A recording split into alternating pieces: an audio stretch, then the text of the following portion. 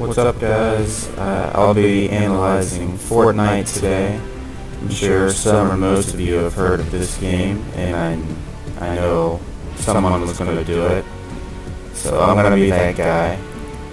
I'll start by giving you some background info. This is a free game to install, developed by Epic Games and People Can Fly, and was also published by Epic Games.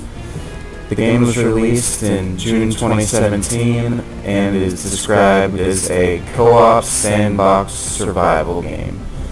I'll go over elements that make the game enjoyable, elements that detract from the experience, and ways they could change the elements to improve the experience. I will also be focusing on the aesthetics and mechanics of the game. Alright, so the aesthetics in Fortnite rely greatly on color and not as much on realistic graphic design. The game has a cartoonish graphic design and bright, bold colors. The game is a third-person shooter, so your character is always in view. And for colorblind individuals like myself, there are multiple colorblind filters applicable in the game with adjustable intensities. The game offers a purchasable battle pass that allows players customization for their players, as well as customizable player actions in the game, with dances being a very popular in-game customizable action. The personalization options are a big element that make the game enjoyable. The mechanics of the game are like most shooters, but with an added factor of having to build your own forts and defenses. The building is another element that makes the game enjoyable. You can play solo matches, which are one player versus 99 other players in one match, duos or squads. Squads can be up to 4 players big, and you can play with randomized squad or play with up to 3 of your friends, which is another enjoyable element.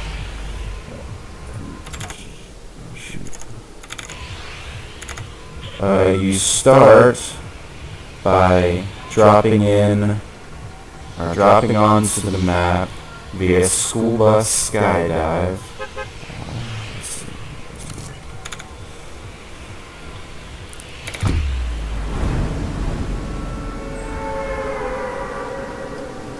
And this allows you to choose where on the map you want to start. So once you've landed, you're equipped with a pickaxe-like tool that you use to break into certain constructions and look for weapons and weapon chests. The drop-in is important because everyone's looking for a gun to use right off the start, and the quicker you are at looting, the higher the advantage you have, especially if you're dropping into a highly populated area. I'm not sure how this one's going to be.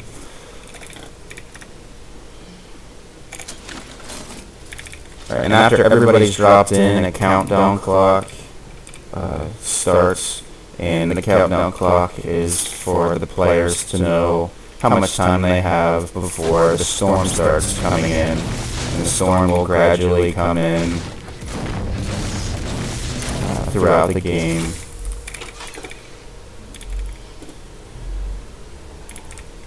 If you're caught in the storm, it drains your health gradually until you reach the eye or until you're dead. This forces players to expose themselves out in the open and forces them into combat, so they can't just hide the whole match.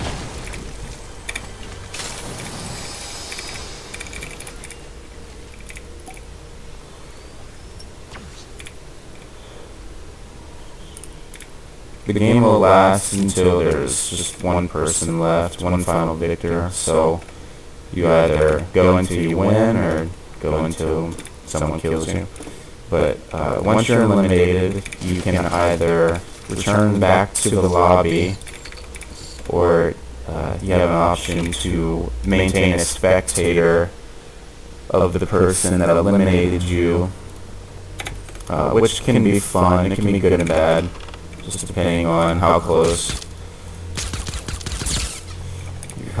you are to winning the game.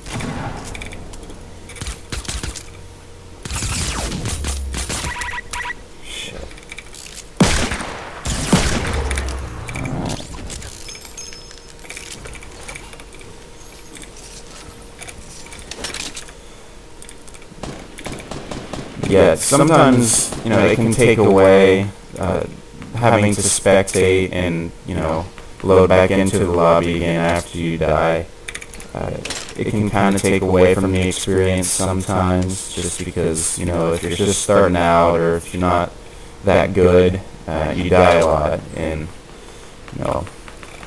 then you have to sit and wait, like the time between how long it takes to get back into a game after you've died, sometimes can be long and boring and gets old quick.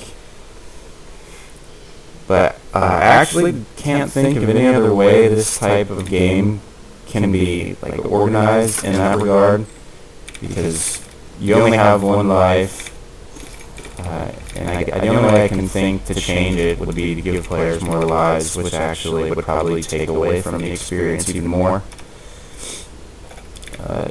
One thing that I do think they could change is that a lot of the weapons, or actually a few of the weapons, are overpowered in the game. So if you get a really powerful gun,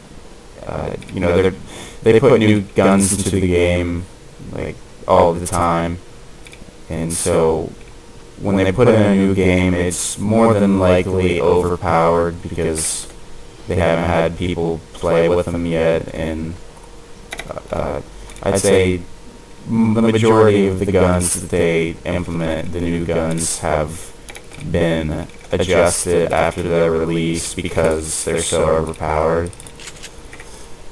So that's another thing that I actually think that they could change. People who fall victim to those types of weapons usually end up feeling cheated. The game is still relatively new and has undergone countless updates since its rise in popularity. Overall, Fortnite is a game with mechanics simple for beginners and challenging to veterans at the same time, with simple yet impressive graphic design and color scheme that's enjoyed by gamers of all ages. Something about the aesthetics. A lot of the weapons in the game are ranked via or through color. As you can see here, I have a purple silence pistol, green shotgun, blue assault rifle. So the colors go in terms of strength. You can either get a gray, and then it goes up to a green, then to a blue, and then purple, and then gold. Gold is the strongest. Let me see here. So I think that's another way that they did a pretty good job of using their aesthetics for an actual part of the game that you need to use. You can have the same gun that has a different color that'll be stronger than another person's who has a lesser color, just for example.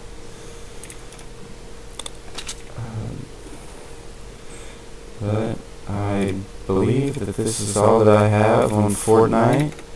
It's the type of game that you either love or you hate. There's really no in between with gamers so far. But I'm sure a lot of you have heard about this game and maybe have not gotten to experience much of it. So hopefully you found this a little helpful, if anything. And I will leave you guys with the dance next to the no dancing sign. Never mind. I don't have a dance. I'll just wave. See you later, guys.